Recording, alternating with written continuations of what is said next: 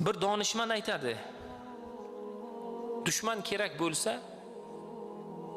yaqin do'stlarni ko'paytir. Yaxshi dushman chiqmas begonalardan.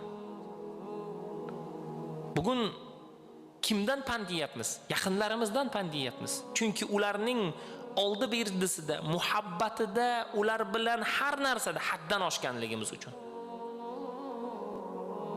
Farzandimizni, o'g'limizdir, qizimizdir, ulardan pand yeyapmiz. Oilalari buzilyapti, ular tarbiyasiz bo'lyapti, harom yo'lga kirib qolyapti, zino qilyapti. Aytganimizga quloq solmayapti, kelajakda kerakli odam bo'lmayapti. Nega? Ularning muhabbatida haddan oshganmizki, qattiqqo'llik qilmaganmizki, nazorat qilmaganmizki, aytganini aytgan, deganini degan muhayyo qilganmizki, bugungi kunda haddan oshganimiz uchun nima bo'lyapti?